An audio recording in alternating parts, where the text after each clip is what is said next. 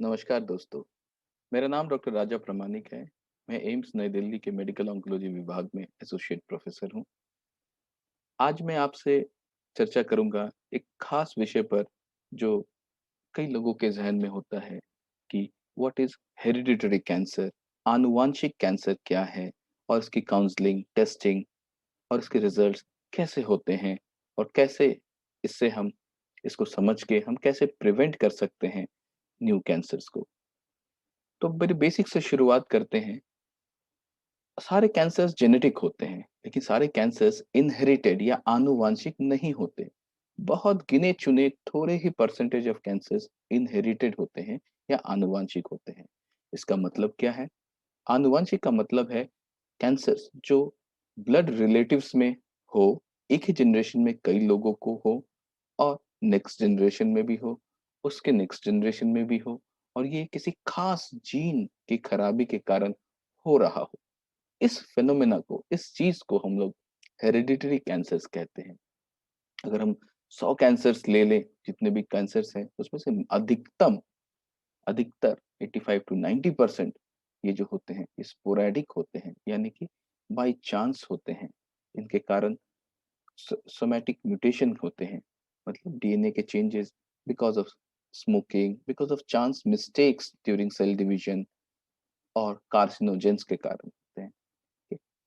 लेकिन बहुत थोड़े परसेंट 5 से 10% ऐसे होते हैं जो म्यूटेशन किसी खास जीन में म्यूटेशन के कारण होते हैं और जो जर्म लाइन वे में यानी माता से बच्चे, पिता से बच्चे, उनके बच्चे इस तरह से फैलते हैं फैमिली में।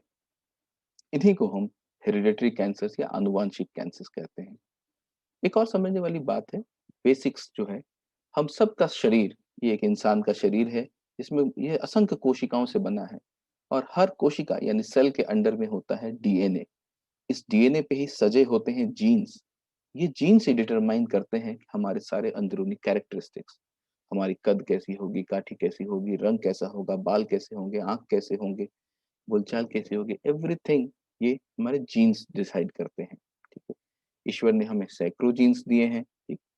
इसमें से कुछ जीन्स ऐसे हैं जो हमारे डीएनए को प्रोटेक्ट करते हैं, डीएनए को डैमेज से बचाते हैं।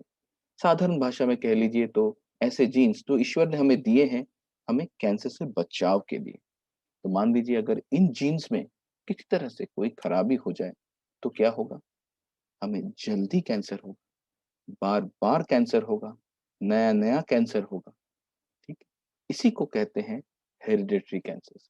आप हर कोशिका में जो हमारा डीएनए होता है ना, हर जीन की 2 कॉपीज़ होते हैं। एक फादर से आता है, एक मदर से आता है। एक मेरे पिता से, एक मेरी माँ से आया होगा। हर कोशिका का ऐसा हिसाब है। एक कैंसर को पनपने के लिए ये दोनों जीन्स किसी खास जीन में अगर म्यूटेशन होना है, तो दोनों कॉपीज़ को खराब होना पड़ता है। इसलिए 2 बार हिट होना पड़ता है, तब जाके कैंसर पैदा लेता है। जैसे स्पोरेडिक कैंसर्स हैं, जो बाय चांस वाले कैंसर्स हैं, उनमें ये 2 हिट अगर खास तरीके से वेरी स्ट्रैटेजिकली हो, तभी म्यूटेशन होगा। 1 हिट हुआ, देखिए एक ए में से एक ए खराब हुआ, कुछ समय बाद एक सेकंड हिट हुआ, तब जाके दोनों कॉपीज़ खराब हुई, तब जाके कैंसर होगा। इसलिए ये होना आसान नहीं है, ठीक है? इसमें चांस लगता है, ठीक?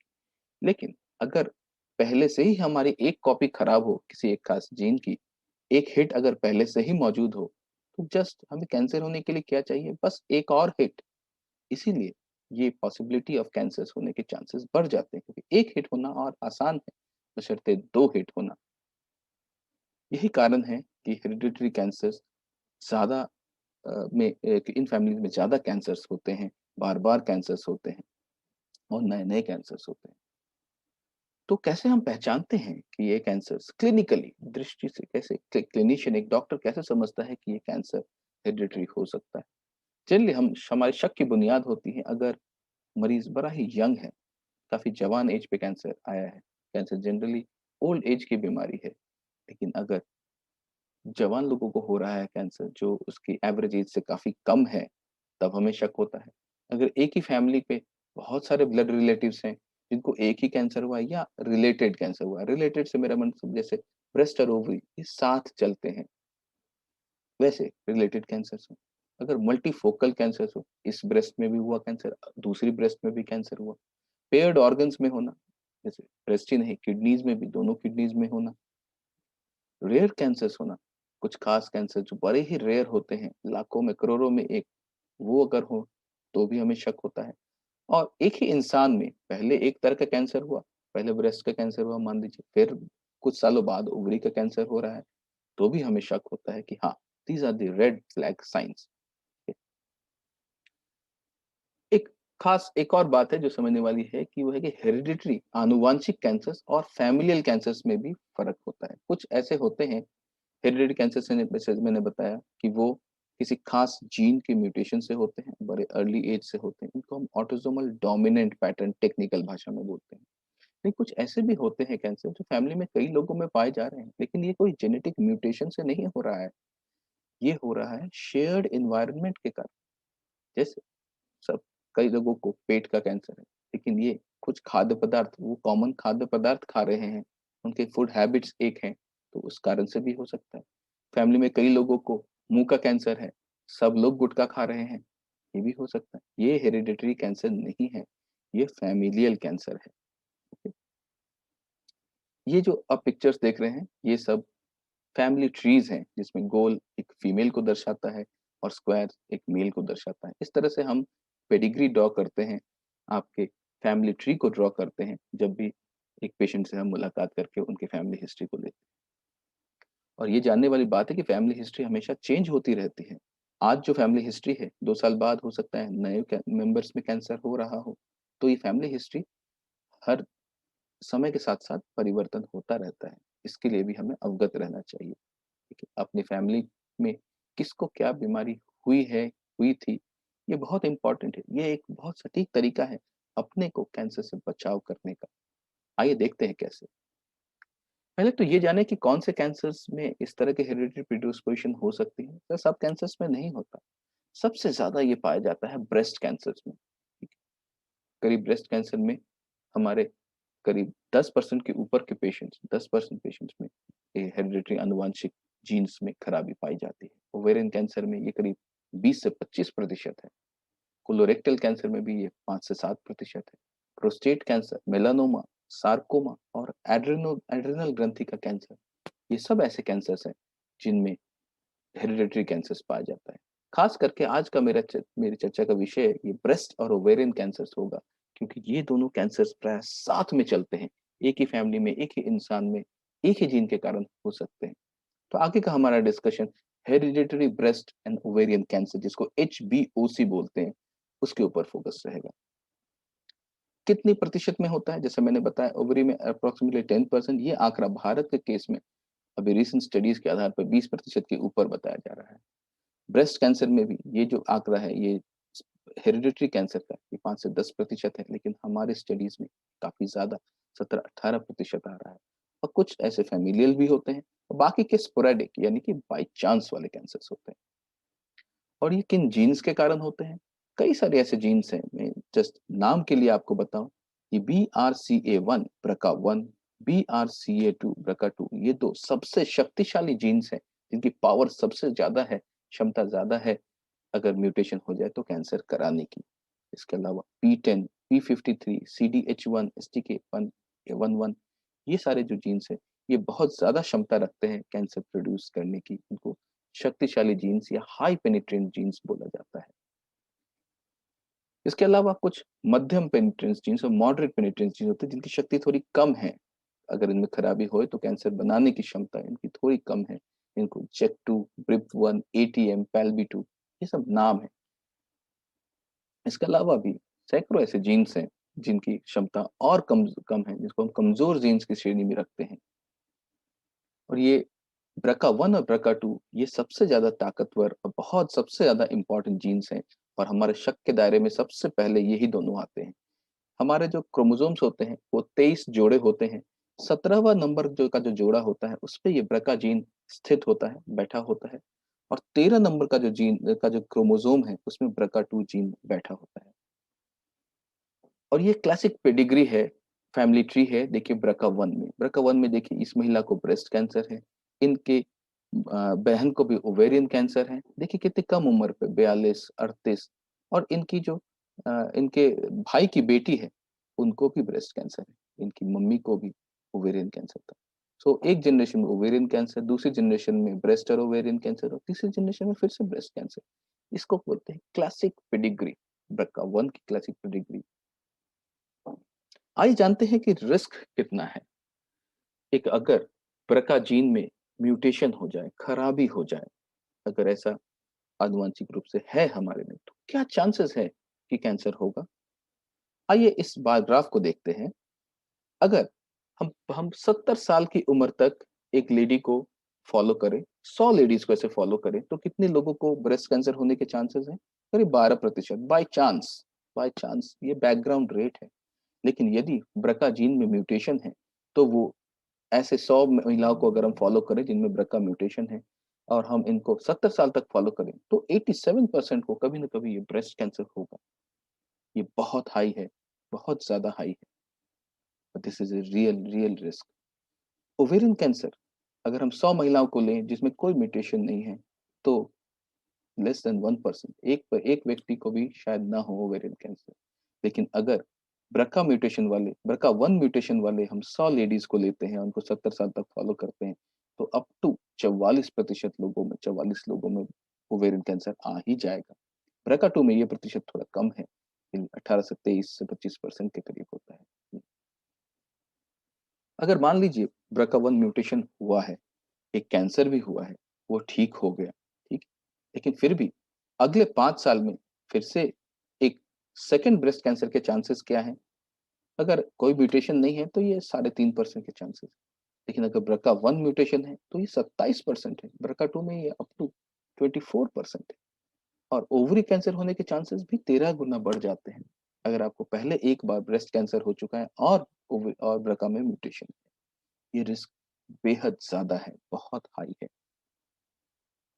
महिलाओं में ही नहीं, पुरुषों में भी। इन परिवारों के पुरुष जो BRCA म्यूटेशन जिनके जीनोम में है, उनमें भी ब्रेस्ट कैंसर का रिस्क काफ़ी हाई होता है। ब्रेस्ट कैंसर जनरली पुरुषों में ब्रेस्ट डेवलप्ड होता नहीं है, ओवरी होती नहीं है, इसलिए रिस्क आम जनरली कम होता है। लेकिन फिर भी नॉर्मल के मुकाबले, दूसरे पुरुषों के मुकाबले करीब 8% रिस्क ज़्यादा होता है। प्रोस्टेट कैंसर का भी करीब 6% रिस्क ज़्यादा होता है। अदर कैंसर में पैंक्रियाटिक और मेलानोमा आते हैं। सो ये हिसाब है आपके ब्रका का। BRCA1 म्यूटेशन और 2 म्यूटेशन में life time risk of breast cancer 55 से 80%, life time risk of ovarian cancer करीब 40% BRCA1 के लिए, और उसका आधा करीब 20% BRCA2 के लिए। ये एक हिसाब है, एक मिनट फिगर है आपको एक अनुमान देने के लिए कि कितना ज़्यादा रिस्क है इस म्यूटेशन के होने पर। इसके अलावा प्रोस्टेट मेल ब्रेस्ट पैंक्रियाटिक का भी एक उदाहरण ये दिया हुआ है। तो अब नेक्स्ट सवाल है कि हम इसको पकड़ते कैसे हैं? कैसे हम जाने कि हाँ, ये आनुवंशिक कैंसर है? तो ये ब्लड टेस्ट या सलाइवा के टेस्ट से होता है। मुँह के लार से या ब्लड से ये टेस्ट होता है। उसमें से डीएनए एक्सट्रैक्ट किया जाता है और उस डीएनए को चेक किया जाता है, कॉम्ब किया जाता है कि कहीं किस जीन में म्यूटेशन है। कई तरह के टेस्ट होते हैं, केवल हम एक-एक जीन का भी टेस्ट कर सकते हैं, लेकिन आज की तारीख में जो सबसे प्रचलित, सबसे कॉस्ट इफेक्टिव टेस्ट है, वो है मल्टी जीन पैनल टेस्ट, जहाँ एक साथ हम कई सारे जीन्स को एक खास पद्धति से चेक कर लेते हैं इसी डीएनए सैंपल में।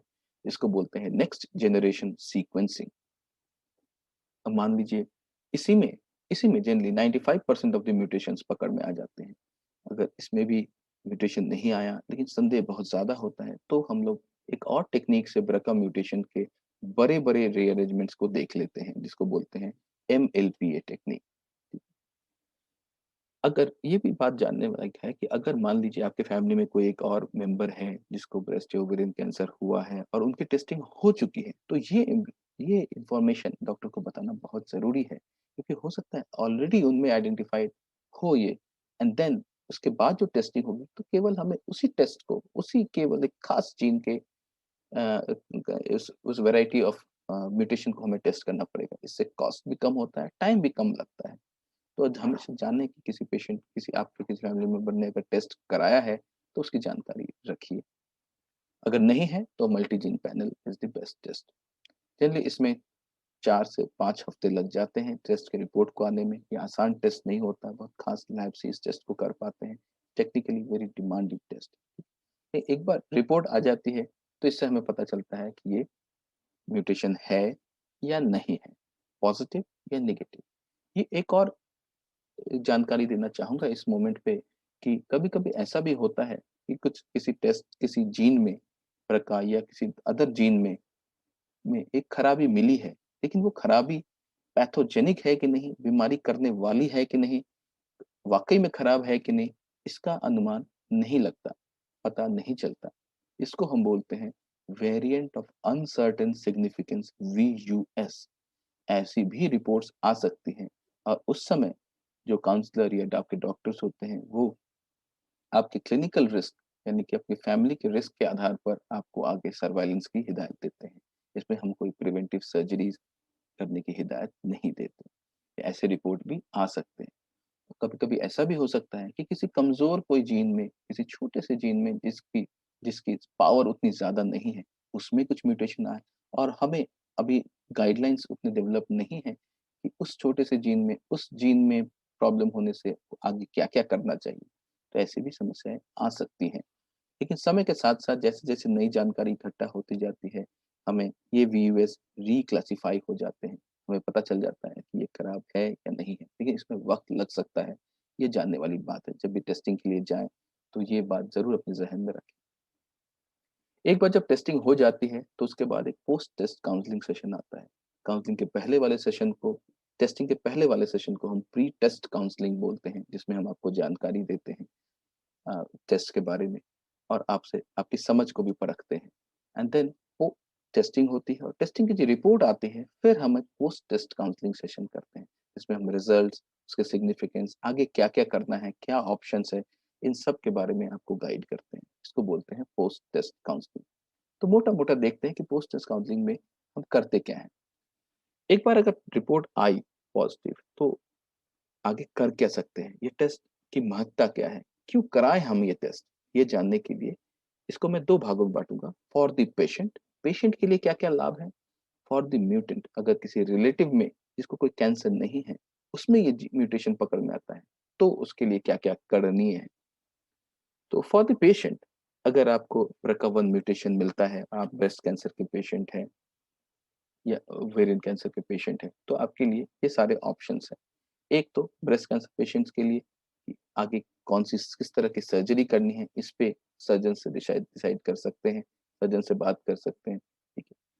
कि हमें ब्रेस्ट कैंसर के लिए कौन-सी सर्जरी एप्रोप्रिएट रहेगी, कौन-सी कीमो चलेगी, कीमो के बाद कोई मेंटेनेंस में दवाई मिलेगी कि नहीं, ये भी डिपेंड करता है इस BRCA1 म्यूटेशन पे। ओवरी कैंसर के क्षेत्र में जब ये पूरे इलाज जब कंप्लीट हो जाता है, तो उसके बाद अगर ये म्यूटेशन भी मिलता है, तो कुछ टैबलेट्स दिए जाते हैं, जिसको हम लोग पार्प इन्हिबिटर्स कहते हैं। इससे डिज़ीज़ लंबे समय तक कंट्रोल में रहती है।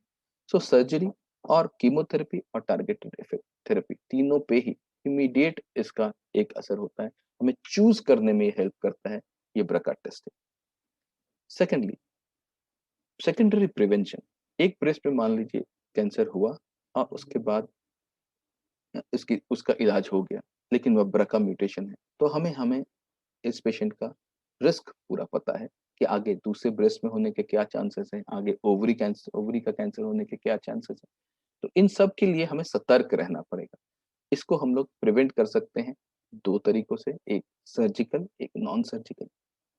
सर्जिकल तरीका है कि हम अपोजिट ब्रेस्ट को भी रिमूव कर दें और रिकंस्ट्रक्ट कर दें। ब्रेस्ट के अंदर के टिश्यू जिसमें कैंसर हो सकता है, उसको रिमूव कर दें। दूसरा, ओवरी के लिए हम ओवरी को ही रिमूव कर दें, बिना कैंसर हुए ओवरी को रिमूव कर दें। साधारण भाषा में जिसको बोलते हैं, ना रहेगा बाँस, ना बजेगी बाँसुरी। एक्चुअली ये ट्रू है। अगर ओवरीज़ को समय रहते कट करके निकाल दिया जाए, तो नया कैंसर ओवरी में जन्म नहीं ले सकता। अ, ये इसी को बोलते हैं प्रिवेंटिव सर्जरी। ये सब सुविधाएँ, ये सब किताबी बातें नहीं हैं। सुविधाएँ ये वाक़ई में प्रैक्टिकली अवेलेबल है क्लिनिक्स में। अगर कोई ऑपरेशन के लिए ना जाना चाहे, तो भी इंटेंसिव सर्वाइलेंस की ज़रूरत होती है। साल में 1 बार मैमोग्राफी, सेल्फ ब्रेस्ट एग्ज़ामिनेशंस हर महीने, ये सब एक एक पूरी पैटर्न, पूरा एक स्ट्रैटेजी बनाया जाता है कि आपको ऐसे सर्वाइलेंस करना है। जनरली सालाना सर्वाइलेंस की ही बात होती है। Non surgical surveillance breast cancer के लिए उपयुक्त है, लेकिन ओवेरियन कैंसर के लिए ये उतना उपयुक्त नहीं है। इस ओवेरियन कैंसर में ऑर्गन्स को, यानी कि ओवरीज को समय रहते निकाल देने में ही ज़्यादा बेनिफिट होता है। इसके लिए भी हमारे पूरे एक्सपीरियंस से ये समय बन चुका है, यहाँ कितने की उम्र में रिमूव करना है। जैसे ब्रका के लिए 35 to 40 years is the appropriate time for preventive surgery. BRCA 2 के लिए ये 45 से 50 हो जाता है। तो ये सब चर्चाएँ ये होती हैं। इसके बाद बारी आती है कि अगर पेशेंट में पॉजिटिव है, तो ये इन्फॉर्मेशन उस पेशेंट को अपने फैमिली मेंबर्स के साथ अपने से शेयर करनी चाहिए। ये उनकी एक मोरल रिस्पॉन्सिबिलिटी बनती है। और उसके बाद सारे टेस्ट रिलेटिव्स को टेस्ट करना होता है। जनरली फर्स्ट डिग्री रिलेटिव्स बोलते हैं, उनको टेस्ट करना होता है। माता-पिता, भाई-बहन और बच्चे। एक खास उम्र के बाद 18 के ऊपर के बच्चे। अगर उनमें से किसी को भी ये ब्रका म्यूटेशन हो और वो अनअफेक्टेड हो, उनमें अभी तक कोई कैंसर नहीं हुआ है, उनको हम प्री-वाइवर बोलते हैं।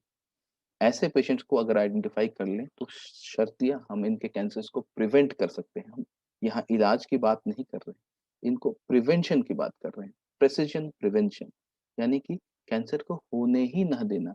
समय रहते अगर यदि हम ऑर्गन्स को रिमूव कर लें, तो हम कैंसर को होने ही नहीं देंगे। इसको बोलते हैं प्राइमरी प्रिवेंशन। ये सर्जरी ब्रेस्ट के लिए भी अवेलेबल है, ओवरी के लिए भी अवेलेबल है। तो इसके लिए प्लानिंग करनी पड़ती है।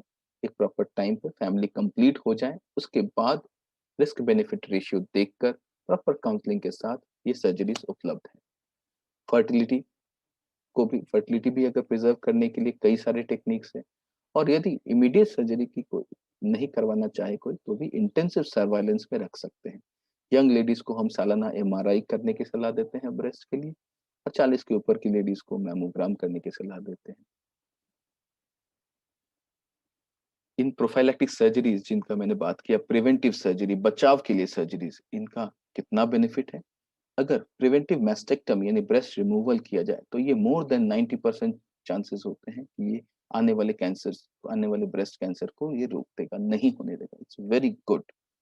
अगर हम ओवरीज रिमूव करते हैं, तो इसका थोड़ा फायदा ब्रेस्ट पे भी होता है। और ओवरी के लिए तो it is as much as 96% preventive होता है कि नए ओवरी कैंसर को ये होने ही नहीं देता है। तो ये प्रिवेंटिव सर्जरीज बेहद बेहद सक्सेसफुल होती हैं। और लास्टली मैं ये बताऊंगा कि this lady is a Hollywood actress Angelina Jolie. इनके बारे में आप जरूर पढ़ें, अपना इंटरनेट पे अवेलेबल है। कैसे इनकी फैमिली में ब्रका वन था, म्यूटेशन था, इनकी माँ, मौसी, दीदी को था। इन्होंने इस चीज को समझा और समय रहते अपने लिए एक स्ट्रैटेजी, अपनी टेस्टिंग की और अपनी स्ट्रैटेजी बनवाई। और इस कारण उन्होंने इन प्रिवेंटिव सर्जरीज को चुना, और उन्होंने काफी लेख लिखे अपने बारे में, अपने एक्सपीरियंस को शेयर किया। और इससे जागरूकता इतनी बढ़ी है कि आज ये टेस्टिंग आपके पास, हमारे पास जो अवेलेबल है इतने कम कॉस्ट पर, ये इनमें इनकी भूमिका बहुत ज्यादा है। आप जरूर पढ़ें इनके बारे में। तो फाइनली मैं आपको यही सलाह दूंगा, यही बताने की कोशिश करूंगा कि ये test, genetic testing, genetic counselling, ये दोनों बहुत इंपॉर्टेंट है। किसी भी ब्रेस्ट और ओवेरियन कैंसर पेशेंट के लिए ये बहुत इंपॉर्टेंट है। हर ओवेरियन कैंसर पेशेंट को जेनेटिक टेस्टिंग करवानी ही चाहिए। हर ब्रेस्ट कैंसर पेशेंट को कुछ खास क्राइटेरिया हैं जिनके तहत अगर वो फिट आते हैं, तो उनको जरूर टेस्टिंग करानी चाहिए। एक प्री टेस्ट काउंसलिंग किसी भी डॉक्टर्स, कोई भी डॉक्टर जो इंटरेस्टेड हो उसमें कर सकते हैं, या आप किसी खास जेनेटिक काउंसलर से भी मदद ले सकते हैं। टेस्टिंग बहुत इंपॉर्टेंट है, इससे डरे नहीं। ये आपको वाइज बनाता है, क्लियर करता है।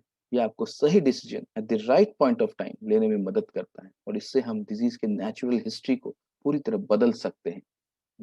शर्तिया होने वाले कैंसर को हम शर्तिया प्रिवेंट कर सकते हैं, रोक सकते हैं। I think I have made my message clear. को आगे की जानकारी के लिए आप कभी भी हमें संपर्क कर सकते हैं। We are most welcome. Thank you for listening to me.